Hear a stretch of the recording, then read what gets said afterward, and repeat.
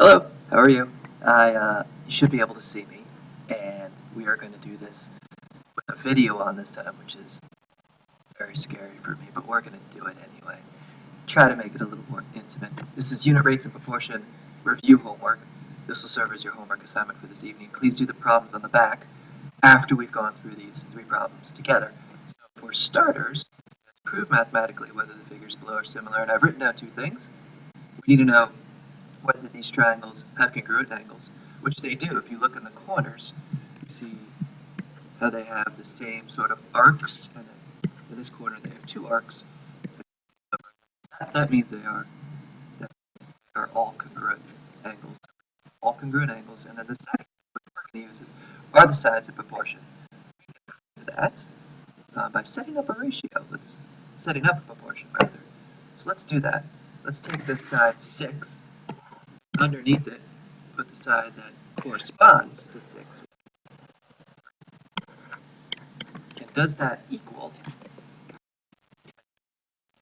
the corresponding side? Well, let's check that out.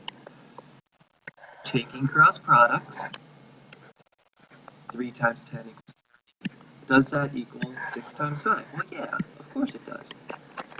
And thus we know that these two triangles are in proportion. Now please know that I could ask you to do that on a test or quiz. Second course, kind of like the salad course, if you will. I'm telling you these trapezoids are similar, and I want you to find x. So using a proportion, you can set up a proportion to find x. I always like to start with x in my proportion. So x is what I'm looking for. This is what I'm saying. What side in the other trapezoid corresponds with x? Well, that's the line. So I'm going to put that underneath. It's just the way there are other ways, but I think it works well. Going back to the smaller trapezoid, 5, put it on top, and underneath that, the side that corresponds to 5. Okay, so I've set up my proportion. I need to take the cross products and solve for x. 45 equals 15x. Divide by the coefficient of x, which is, hopefully in your head you're saying 15. 15 divided by 45 is 3. And don't forget units. I literally wrote units, so that's what we should write. Okay, another, hopefully a review problem. On to the main course, what we're going to be talking about, which is unit rates. You'll have an assortment of problems. Some will be unit rate problems. Here's the example I give to you. You're on the prom committee, and you decide to buy 90 tiaras to give to each girl when they come to prom. How nice of you. If you spend a total of $250, how much does each tiara cost? So, what is the question asking? I want to know how much money one tiara costs. Just important to remember, what's the question asking for? Money per tiara. Okay. Money per tiara. I can't choose. How important is to know what the question's asking beforehand. Okay. Stay with me. Are we doing a good job? Are we enjoying it? You see the joke on the bottom? We're going to get to that, I promise. Okay. Let's set up a ratio. And it says dollars per tiara. Dollars, the first thing is going to go on top here. I see that is $250. Per, it's a fancy way to say divided. It is the division symbol. So $250 per divided by the total number of tiaras, which in this case is 90. If we take our fancy calculator out, which we have and divide, we get 2.7777. Knowing that this is money, we can go ahead and round this up to $2.78. So one tiara costs $2.78. Awesome. That is the unit cost. You have found the unit rate because one tiara costs $2.78. That's what we're looking to find. The unit rate. How much does one tiara cost? You just found it. Okay.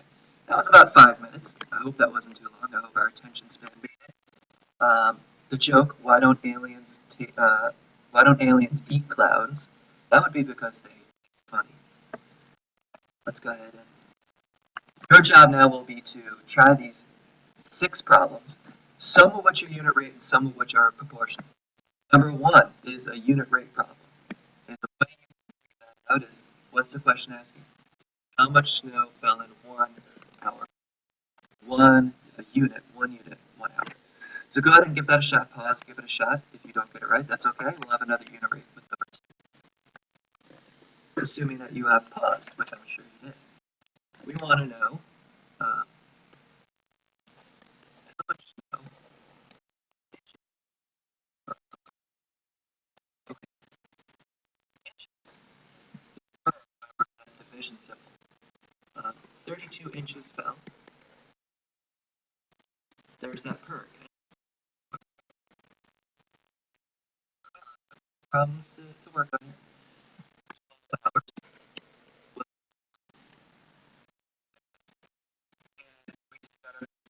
Which right there. Clear that. I found this to be converts to 2 by 2 per 1 hour, just inches per hour. That is the unit rate. Okay. Number 2, very similar to number 1. Go ahead and pause, read it over, and try to find the how much snow fell in Baltimore in that 12-hour period. Pause. It's 27 inches in a 12-hour period. Did you set that up correctly? Hopefully you get inches over hours. I hope so. Did you then divide 27 divided by 12 to get 2.25? Okay, that is 2 and inches. What? Per, notice how I use that slash as per, hour. Notice how these two things read the same way. They're just written differently. That's okay. All right. Going on to number 3, changing gears on you. A rainstorm produced 2 inches of rain per hour. So I'm actually giving you need to tell me how much rain would fall, how long it would take for the rainfall to be 1 foot. I'm sorry. We all know that 1 foot is 12 inches. Go ahead and pause and give that a shot.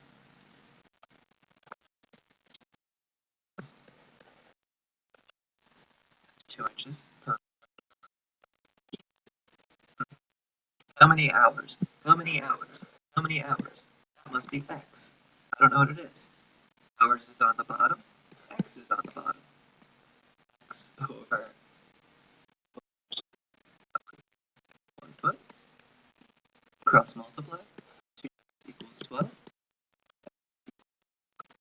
6 what? 6 bananas, 6 monkeys? Who knows?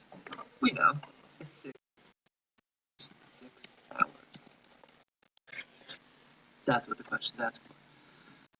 Number 4, another proportion. Go ahead and pause and give that a shot. Sure you pause. That's why I'm just going to keep going. Okay. I set up 22 pages. Kind of took that information in my first sentence, made it my first ratio. Now I'm going to read a 100-page book. How long would it take her? I don't know. I'm going to let it be X. How long? That's minutes. X. 100 pages. Cross multiply. Take out my handy dandy calculator, because that's okay to do. And we'll get equals 136. It keeps going, so maybe we should make this approximate. Translate this, please, into hours. If you did minutes, that's great. I think it makes more sense for us to translate into hours. 60 minutes per 1 hour. 60 minutes per 1 hour. 120 minutes for 2 hours. So this will be 2 hours. And about 60 minutes.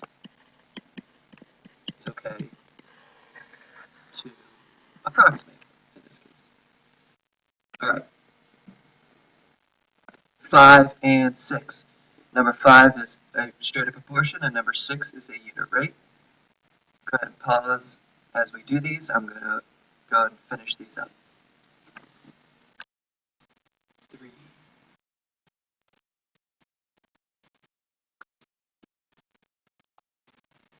How much will of apples cost? Cross multiply.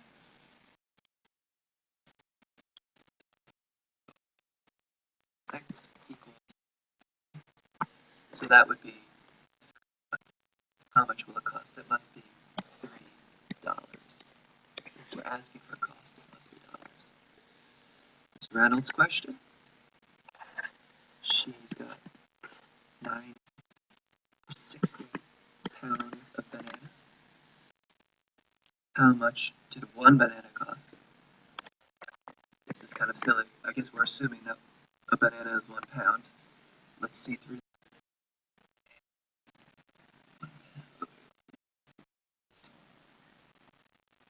I'm going to say 1 pound. Let's do that. 60 pounds on the bottom. X pounds, don't know that. Did you see that I made a mistake? I hope you did.